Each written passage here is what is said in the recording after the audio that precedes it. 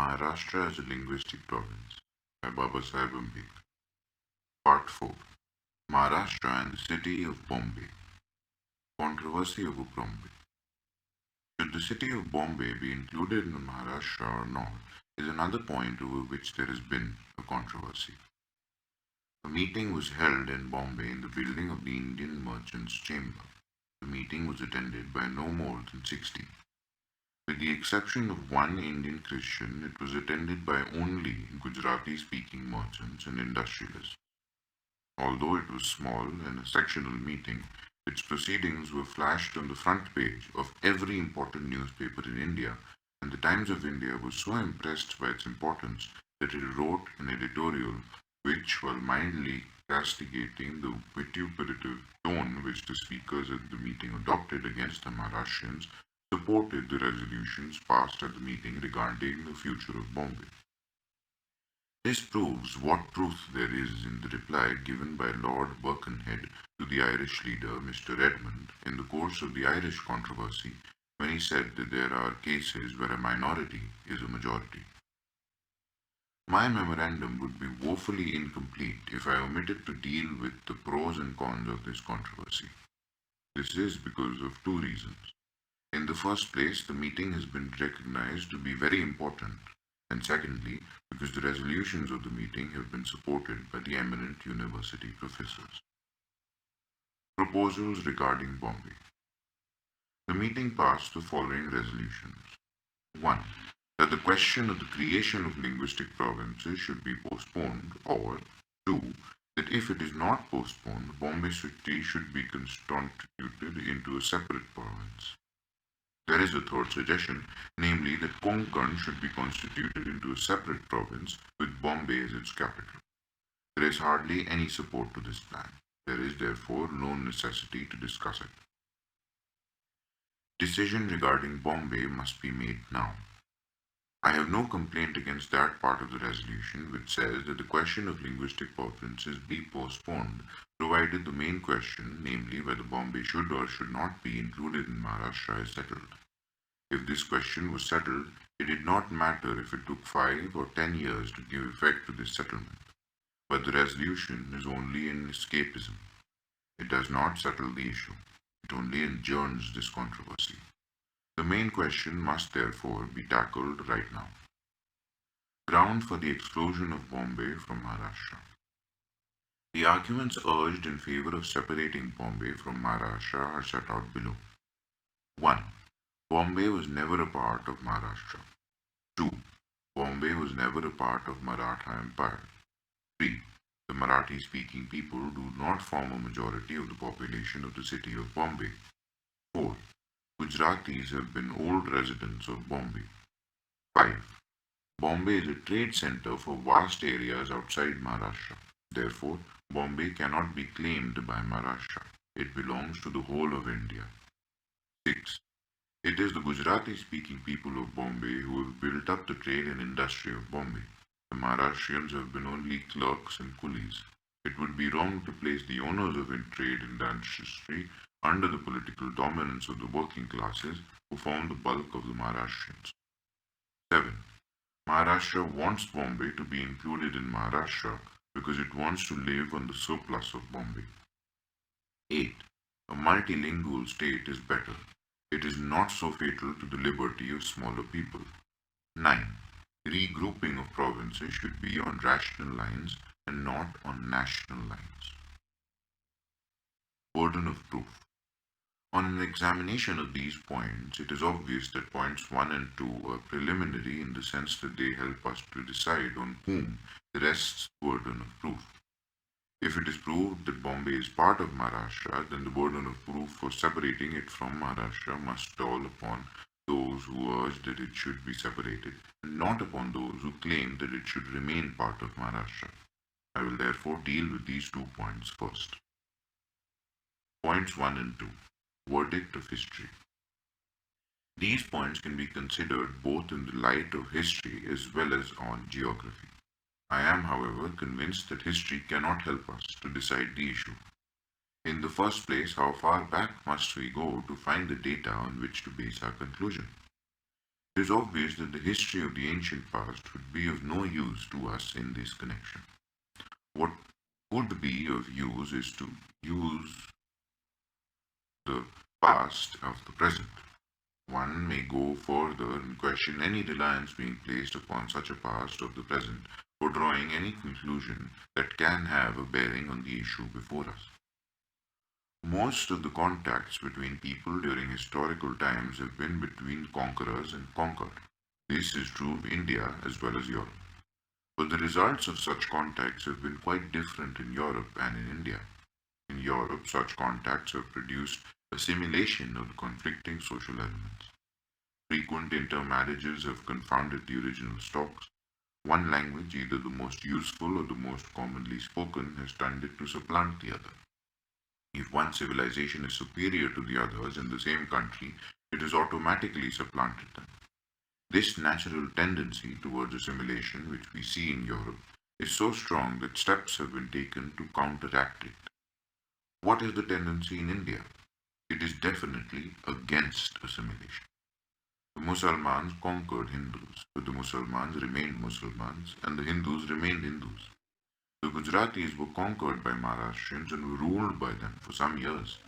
What effect has it produced upon the Gujaratis? Nothing. Gujaratis have remained Gujaratis and Maharashtrians have remained Maharashtrians. The Chalukyas conquered Maharashtrians and so did the Shilahars, but there was no assimilation between them. The Shilahars and the Chalukyas remained what they were, and so did the Maharashtrians. This being the case, what help can Indian history give in the decision of the issue? The history of eternal upheavals as well as of external aggressions has been nothing more than a passing show. Conquest means nothing and proves nothing.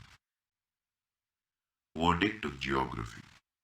Let us now turn to geography and ask for its verdict. It seems to be better witness than history. For this purpose, one must consider the location of Bombay in relation to the province of Maharashtra. The province of Maharashtra, once it is created, will be triangular in shape. One side of this triangle is formed by the western coastline of India between Daman in the north and Karwar in the south. The city of Bombay lies in between Daman and Karwar. The province of Gujarat starts from Daman and spreads northwards. The Kannada province starts from Karwar and spreads southwards. It is about 85 miles south of Daman, which is the starting point of Gujarat, and 250 miles north of Karwar, which is the starting point of Karnataka province.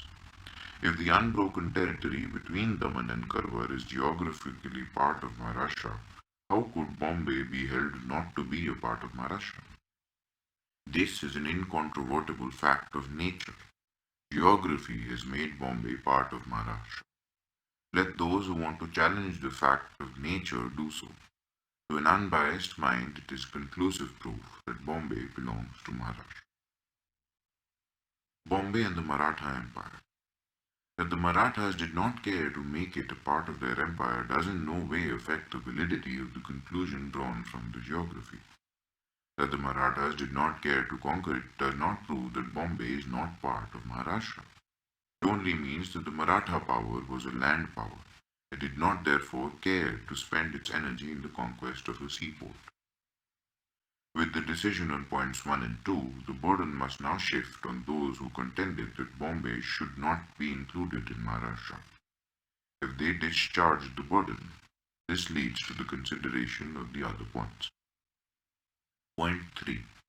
Marathi-speaking population, majority or minority. There is no unanimity on this question. Professor Gadgil, speaking for the inclusion of Maharashtra and Bombay, asserts that the Marathi-speaking population of Bombay, according to the census of 1951, is 51%. Speaking against the inclusion of Bombay, Professor Ghewala says that the Marathi-speaking population of Bombay is 41%. Professor Vakil has brought it down to 39%, which he regards as a very liberal estimate. I have not had time to check up these figures, and I understand that the census of Bombay does not render much help in arriving at a precise figure. However, if one reads the reasons assigned by Professor Vakil, one would find his conclusion to be speculative, if not wishful thinking. But assuming that the figures given by Professor Vakil are correct, what of it? What conclusion can be drawn from it? Does it defeat the claim of Maharashtra to include Bombay? Ever since the British became the masters of India, India has been one country with the right to free movement from place to place. If people from all parts of India were allowed to come to Bombay and settle there, why should the Maharashtrians suffer? It is not their fault. The present state of the population cannot therefore be a ground for excluding Bombay from Maharashtra. Point 4. Are Gujaratis natives of Bombay? Let us now fully consider the question. Are the Gujaratis natives of Bombay? If they are not, how did they come to Bombay? What is the source of their wealth? No Gujarati would claim that the Gujaratis are the natives of Bombay. If they are not the natives of Bombay, how did they come to Bombay? Like the Portuguese, the French, the Dutch, and the English on adventures to fight their way through and willing to take any risks? The answers which history gives to these questions are quite clear. The Gujaratis did not come to Bombay voluntarily. They were brought to Bombay by the officers of the East India Company to serve as commercial adatyas or go-betweens.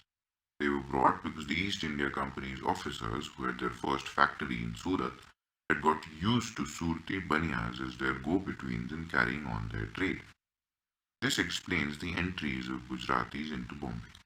Secondly, the Gujaratis did not come to Bombay to trade on the basis of free and equal competition with other traders.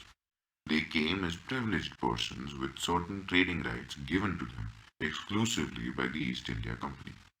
Their importation into Bombay was considered for the first time in the year 1671 by Governor Ongier. This fact is referred to in the Gazetteer of Bombay Town and Island, Volume 1, in the following terms. Another scheme for the advantage of Bombay in which Governor Ongier interested himself was the settlement of Surti Banias in Bombay. It appears that the Mahajan or committee of the Surti Bania community desired the assurance of certain privileges before risking the move to Bombay, and that the company had given us the general approval to the Mahajan's proposal. On the 10th January, the Surat Council wrote to the company. The Mahajan or Chief Council of the Banias have been much satisfied with the answer which you were pleased to give to their petition sent to you by the ship Samson touching their privileges in Bombay. It seems they have determined once more to trouble your honour with a letter which they have ordered your broker Bhimji Parak to write, representing their desires that the said privileges may be confirmed to them under your great sale, for which their request they give you their reason and ground in their own letter which they have sent us to be transmitted to you and now goes in your packet to ship Falcon. The argument they use to strengthen their request seems to have some weight. They say that the honourable company are perpetual and their ordinance is always of force, but their presidents and councils are mutable, and the succeeding presidents and councils do alter often what their predecessors have granted, on which they score they hope your honours will be pleased to grant their petition. As to our judgments hereon, we humbly offer that we cannot see any detriment our judgments can accrue to you thereby, rather a considerable advantage may follow, and as to the latitude and extent of what privileges you shall afford them, it must be totally referred to your own wisdoms, howsoever you shall please to determine in this matter. We judge if your honours would please to favour them with a line in answer to their letter, it would be a great comfort to them, and no disadvantage to your interest. What were the privileges which the Gujarati Banyas had asked for from the East India Company? The following petition by one Nima Parak, an eminent Banya belonging to the city of Diu, gives some idea of what they were. 1. That the Honourable Company shall allot him so much ground in or near the present town, free of rent, as shall be judged necessary to build a warehouse or house thereon. That he, with the Brahmans of wares, lords or priests of his caste, shall enjoy the free exercise of their religion within their own houses, without the molestation of any person whatsoever. That no Englishman, Portuguese, or other Christian nor Mohammedan shall be permitted to live within their compound, or offer to kill any living creature there, or do the least injury or indignity to them, and if any shall presume to offend them within the limits of said compound, upon their complaint to the governor at Surat, or deputy governor at Bombay, the offenders shall be exemplarily punished, that they shall have liberty to burn their dead according to their custom, also to use their ceremonies at their weddings, and that none of their profession of what age, sex, or condition whatever they be, shall be forced to turn Christians, nor to carry burdens against their wills. 3. That he and his family shall be free from all duties of watch and ward, or any charge and duty depending thereon, that neither the company nor the governor, deputy governor, or council, or any other person shall, on any pretence whatsoever, force them to lend money for public or private account, or use any indirectly. 4. That in case there falls out any difference or suit in law between him or his vakil or attorneys or the banyas of his caste, or any other persons remaining on the island, the governor or deputy governor shall not suffer him or them to be publicly arrested, dishonored, or carried to prison, without first giving him due notice of the cause, pending that he or they may cause justice to be done in an honest and amicable way, and in any case any difference happen between him or his attorney and any banya of their own caste, they may have liberty to decide it among themselves without being forced to go to law. 5. That he shall have liberty of trade in his own ships and vessels, do what port he pleases, and come in and go out when he thinks good, without paying anchorage, having first given the duty governor or customer notice, and taken their consent thereunto. 6. That in case he brings any goods or shore more than he can sell on the island within the space of 12 months, he shall have liberty to transport them to what port he pleases, without paying custom for exportation. 7. That in the case any person be indebted to him, and also to other banyas, and be not able to pay all his deeds and debts, his right may be preferred before other banyas. 8. That in case of war or any other danger which may succeed, he shall have a warehouse in the castle to secure his goods, treasure, and family therein. 9. That he or any of his family shall have liberty of egress and regress to and from the fort of residence of the deputy governor or governor, that they shall be received with civil respect, and be permitted to sit down according to their qualities, that they shall freely use coaches, houses, or palanquins and quit or souls, that is barsams or umbrellas, for their convenience without any disturbances, that their servants may wear swords and daggers, shall not be abused, beaten, or imprisoned, except they offend, and that in case of any of his kindred or friends shall come to visit him or them from any other ports, they shall be used with civility and respect. 10. That he and his assign shall have liberty to sell and buy coconuts, betel nuts, pan, or betel leaves, and any other commodity not rented out without any molestation on the island. How this petition of Nima Parak was disposed of can be seen from the reply of the Deputy Governor of Bombay dated 3rd April 1677, which was in the following terms. According to order, we have considered the articles of Nima Parak Banya, which, if we rightly understand, we do not apprehend any prejudiced connection, the most of them being what the meanest enjoy. The first is very easy, the company having grasped ground enough, and we daily do the same to Banyas and others who come to inhabit here. As to the second, the free exercise of religion is permitted to all with the use of their ceremonies, and wedding in feasts, the Banyas always burn their dead without molestation. Neither do we permit any person to kill anything near the Banyas, who all live by themselves, much less can any person presume to enter into anybody's home or compound without the owner's license. And for forcing people to turn Christian against their wills, the whole world will vindicate us. Neither are any persons forced to carry burdens against their will. No Baniya, Brahman, Moor, or any such man is obliged to watch or ward or any other duty, but if any person buys an oat or vada, he is bound on every alarm to send a musqueter. But if he possesses no land, no duty is exacted. So the articles may be granted to Nima, and when he goes about to buy any land, he may be acquainted with that small encumbrance thereon. The fourth article is indeed a privilege, but no more than Girdhar, the Moody, and some others have, which does not in the least exempt them from the hands of the law or justice, or does any the justice be done respectfully, which he need not doubt of. And for matter of differences among themselves, there is already this honours patent authorizing them to decide such things. As to the fifth, the great anchorage of a rupee per ton is wholly taken off. There remains only a small one of a rupee for each 100 tons, which is so inconsiderable a matter that we do not believe we will stick it. If he does, it will amount but to a small matter, being only for his own vessels, that the company may easily allow it.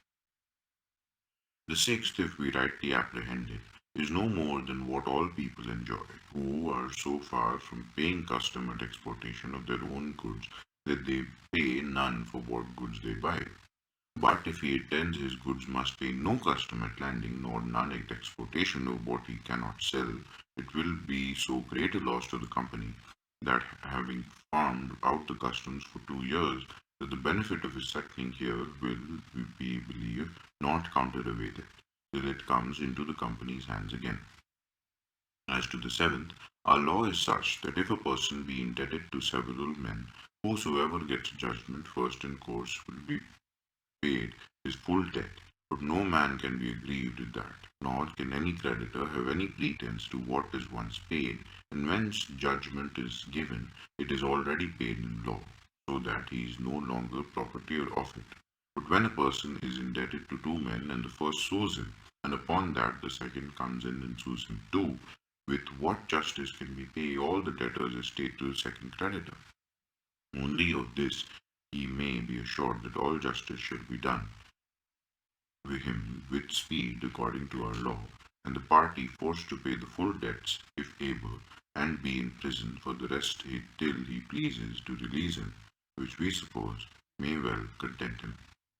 As to the eighth, in case of war, all persons of quality have liberty to repair to the castle and secure their money and other things of value. Nor that I suppose he intends to fill up the castle with gurry, coarse goods, but for money, jewels, household stuff, cloth, goods of value that take up small room, he may bring what he pleases, and may have a warehouse apart allotted for himself and his family. The ninth and tenth we may join together, they being only to fill up the number.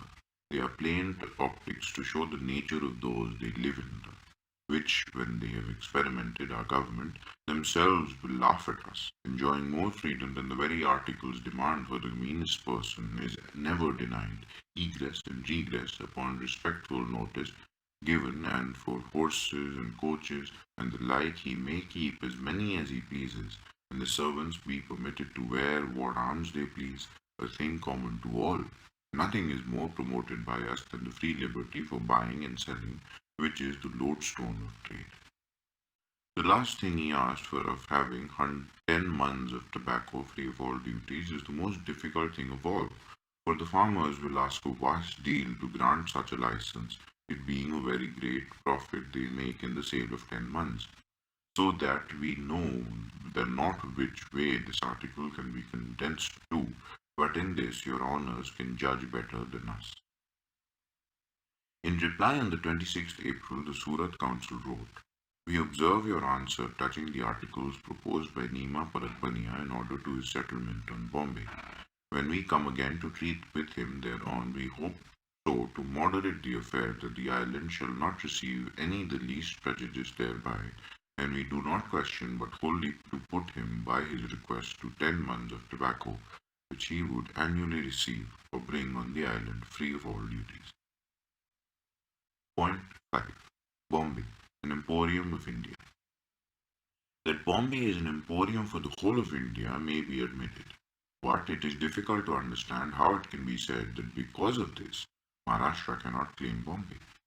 Every port serves a much larger area than the country it belongs to. No one, on that account, can say the country in which the port is situated cannot claim it as a part of its territory. Switzerland has no port. It uses either German, Italian, or French ports.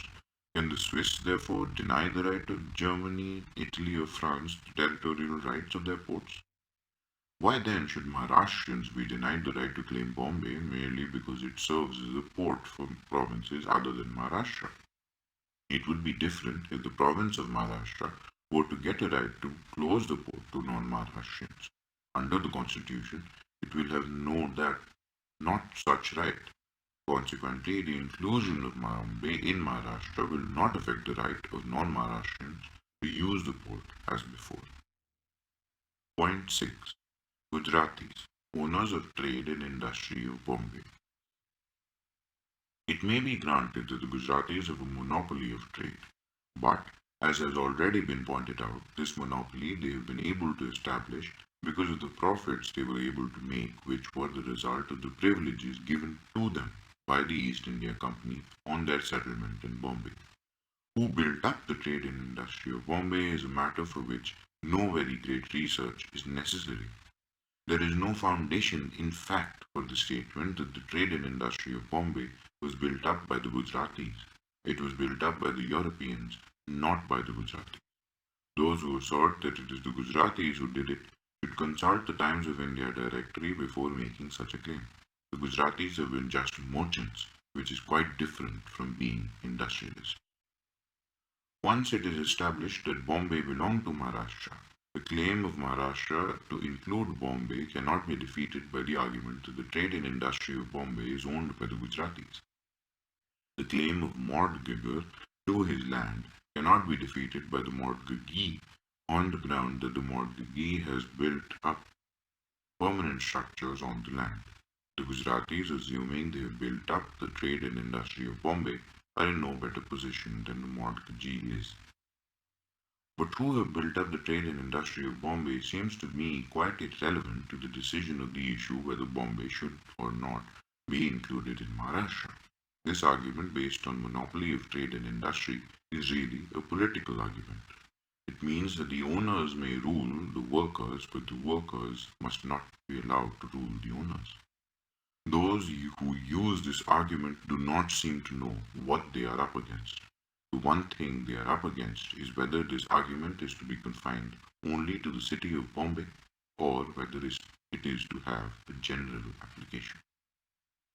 There is no reason why it should not have a general application.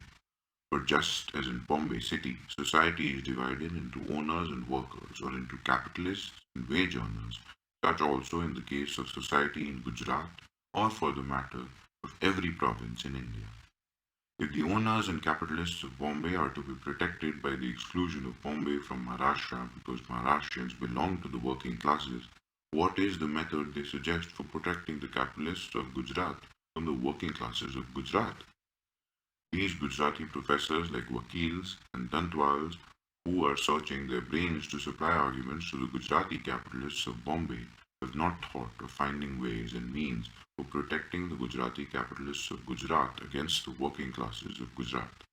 The only remedy they can suggest is the abandonment of adult suffrage. That is the only way by which they can protect the capitalists if they are out to protect capitalists in general and not the Gujarati capitalists of Bombay in particular. There is, however, one argument which the professors could urge.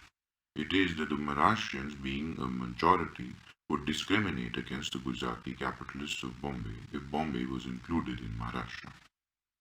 One could appreciate such an argument, but those who like to use this argument must remember two things. One, that Maharashtra is not the only place in which such a situation can arise. It may arise in any province. I like to refer to Bihar. In Bihar, the land on which coal is found belongs to the people of Bihar, but the coal owners are Gujaratis, Kathiawaris, or Europeans.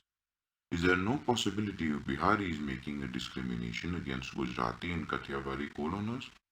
Are the coal fields of Gujarat to be excluded from the province of Gujarat and constituted into a separate province in the interests of the Kathiawari and Gujarati coal owners? 2. The Constitution of India has noted the possibility of discrimination being made against a minority and has made more than ample provision for preventing it. There, the fundamental rights There are the provisions against discrimination, there are the provisions of payment of compensation, and there are the high courts which the inherent rights to issue high prerogative writs both against individuals and governments to stop any harm, injustice, or harassment being done to any citizen.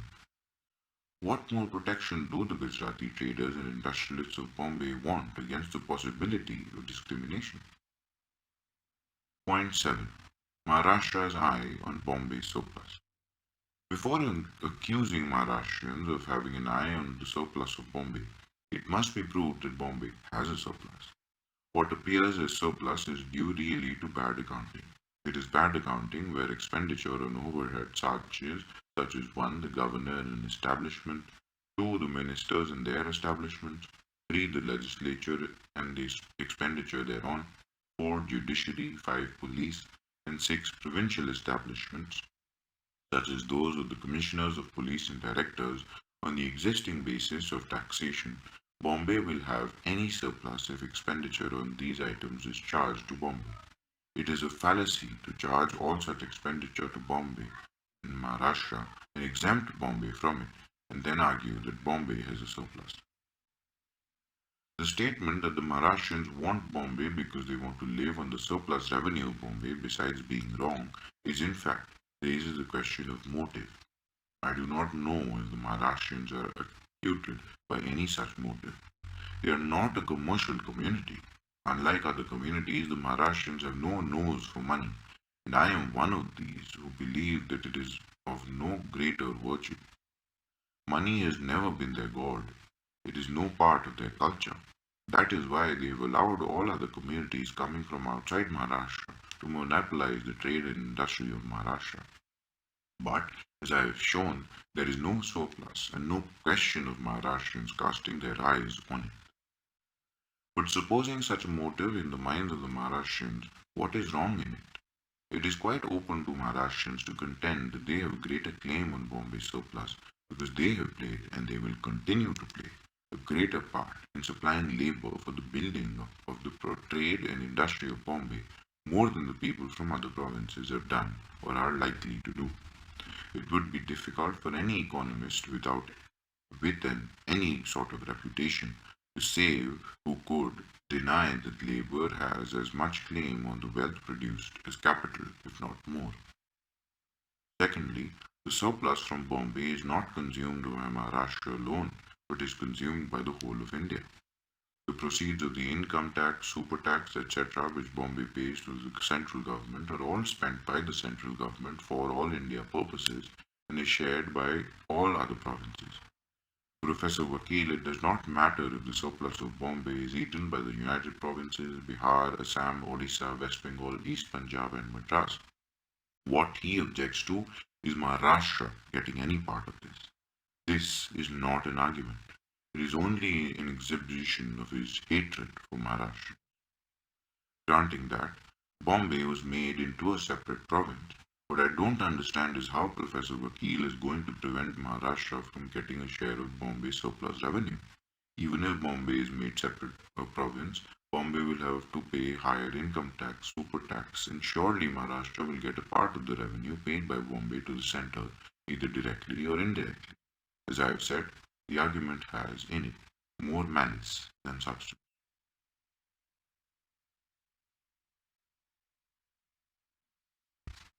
Points 8 and 9. General arguments against the inclusion of Bombay in Maharashtra. I will now turn to the points 8 and 9 which have been urged by Professors Dantwala and Ghiwala.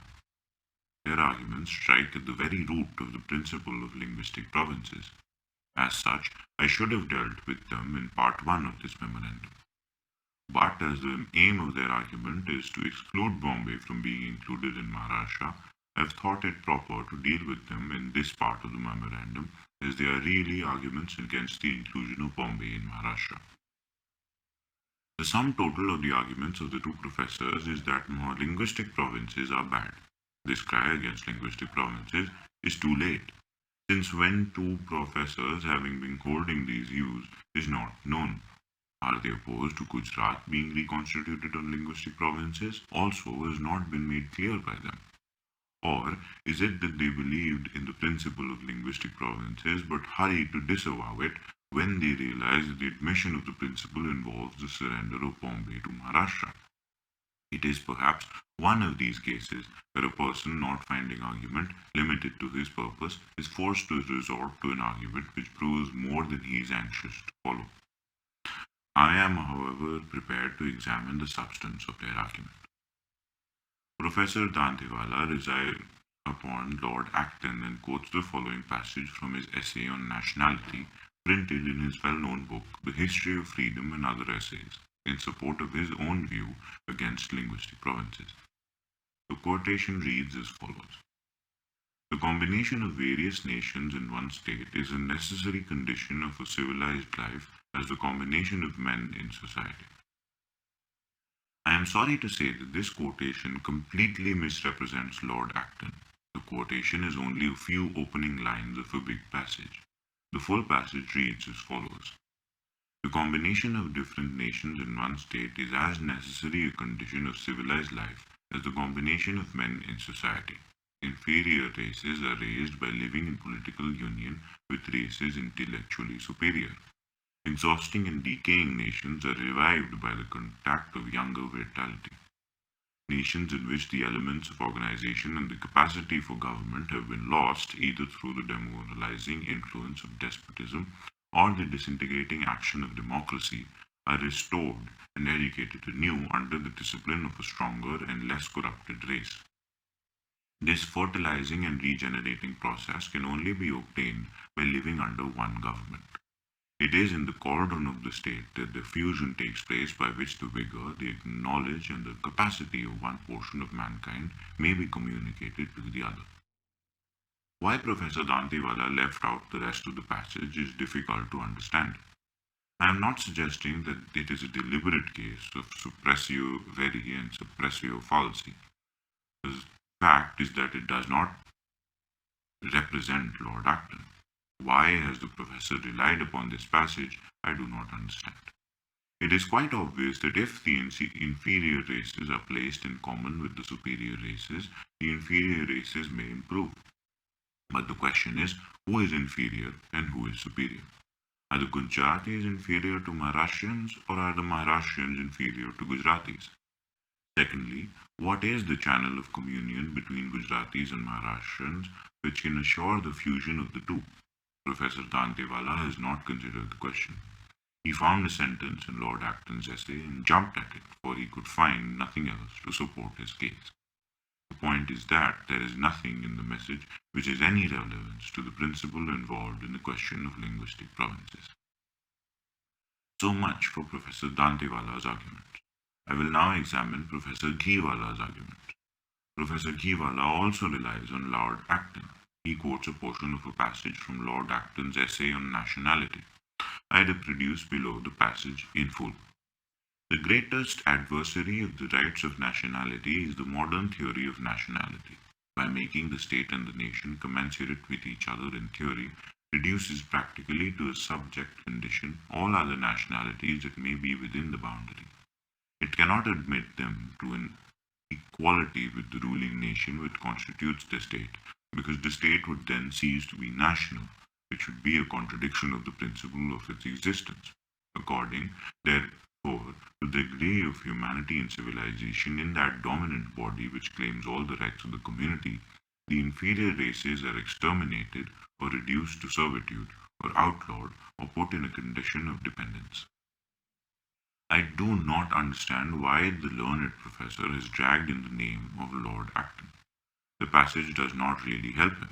There is one thing which seems to be uppermost in his mind. He thinks that if Bombay is included in Maharashtra, the province of Maharashtra will consist of two nationalities, one consisting of the Marathi-speaking people and the other of the Gujarati-speaking people, and the Marathi-speaking people, who would be the dominant class, will reduce the Gujarati-speaking people to a subject condition. It is in support of this he thought of citing Lord Acton. Such a possibility is always there. There is no objection to the way in which he has presented the problem, but there are great objections to the conclusions he draws. In the first place, in a country like India, in which society is throughout communally organized, it is obvious that in whatever way it is divided into areas for administrative purposes, in every area there will always be one community, which by its numbers happens to be a dominant community. As a dominant community, it becomes the sole heir to all political power which the area gets. If the Marathi speaking people in a unified Maharashtra with Bombay thrown into it will become dominant over the Gujarati speaking people, will this prospect be confined to Maharashtra only? Will such a phenomenon not occur within the Marathi speaking people? Will it not be found in Gujarat if Gujarat becomes a separate province? I am quite certain that within the Marathi speaking people, who are sharply divided between the Marathas and the non Marathas, the Marathas being a dominant class will reduce both Gujarati speaking peoples and the non Marathas to a subject condition. In the same way, in Gujarat, in some parts, the unavail Brahmins from a dominant class. In other parts, it is the Patidars who form a dominant class. It is quite likely that the unavails and the Patidars will reduce the condition of the other communities to subjection. The problem, therefore, is not a problem peculiar to Maharashtra. It is a general problem. What is the remedy for this problem? Professor Ghiwala believes that the remedy lies in having a mixed state. So far as this remedy is concerned, it is not his own. He has adopted it from Lord Acton.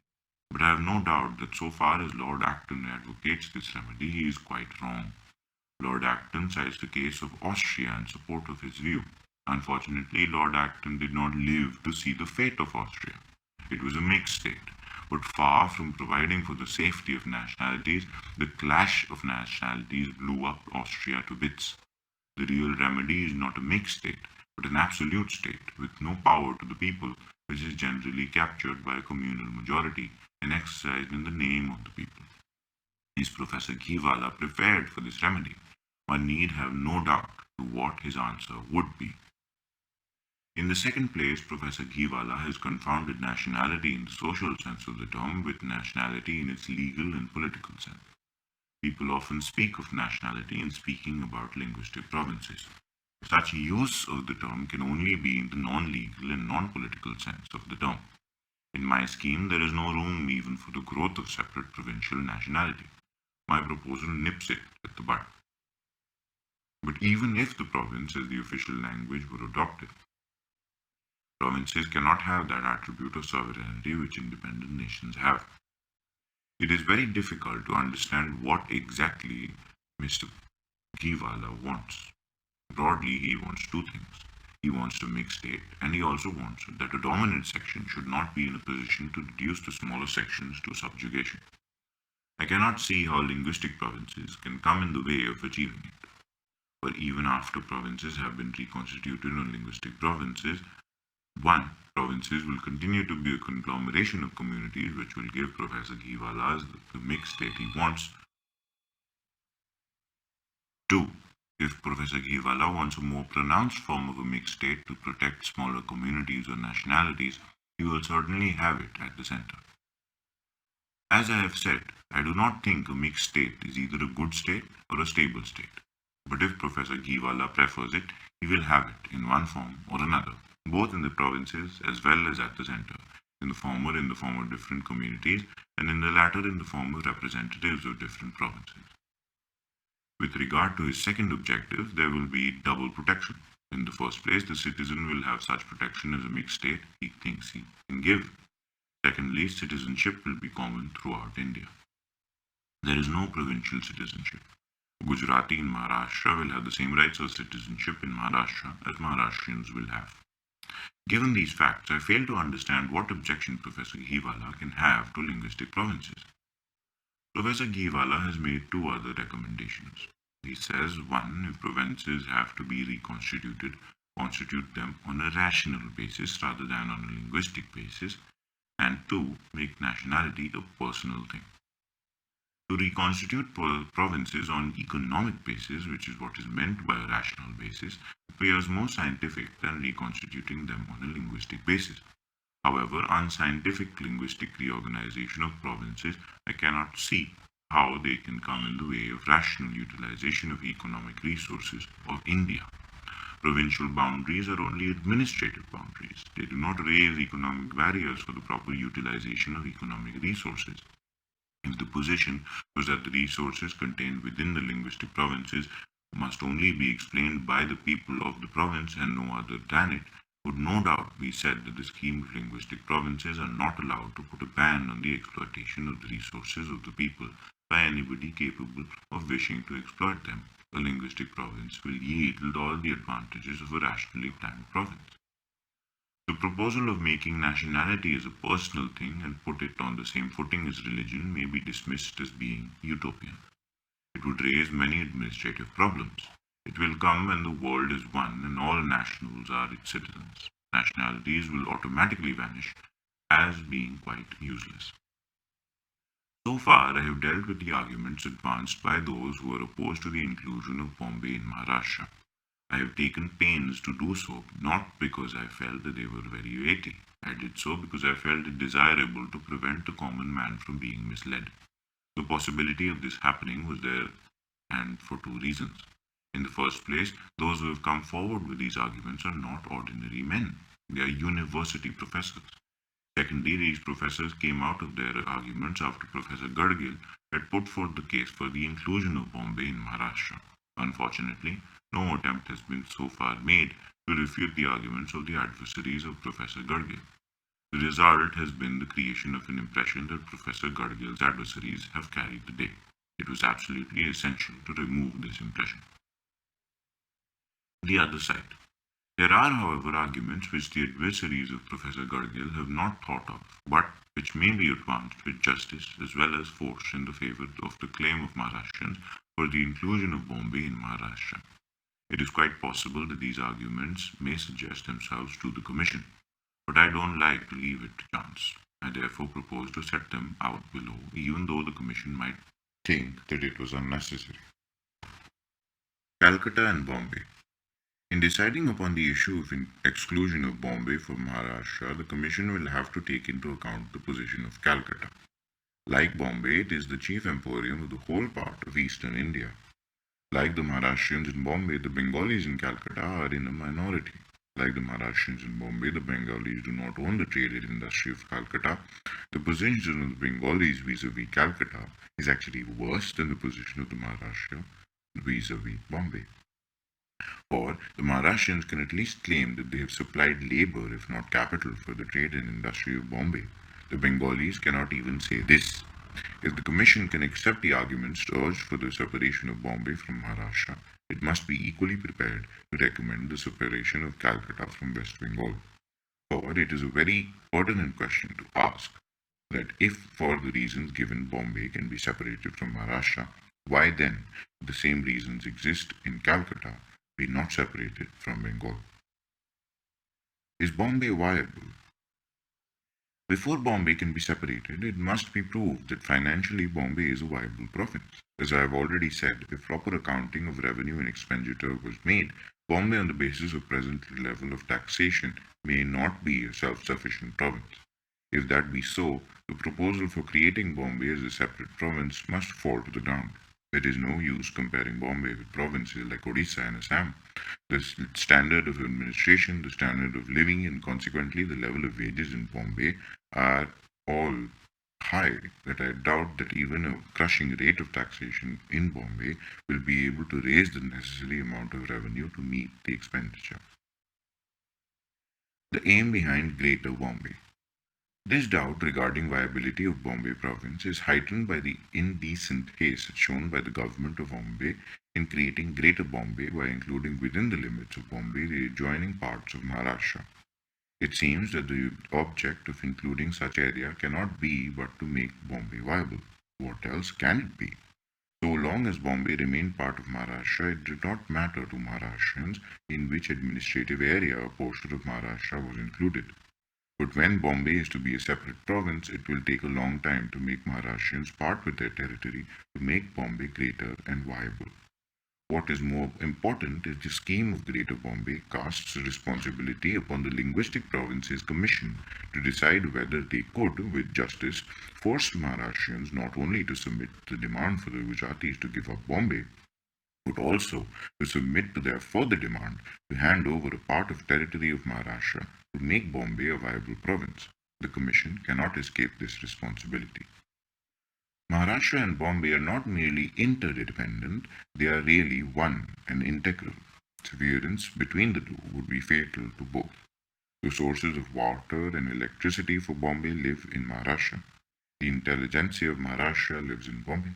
To sever Bombay from Maharashtra would be to make the economic life of Bombay precarious and to dissociate the masses of Maharashtra from its intelligentsia. Without those lead, the masses of Maharashtra will be nowhere.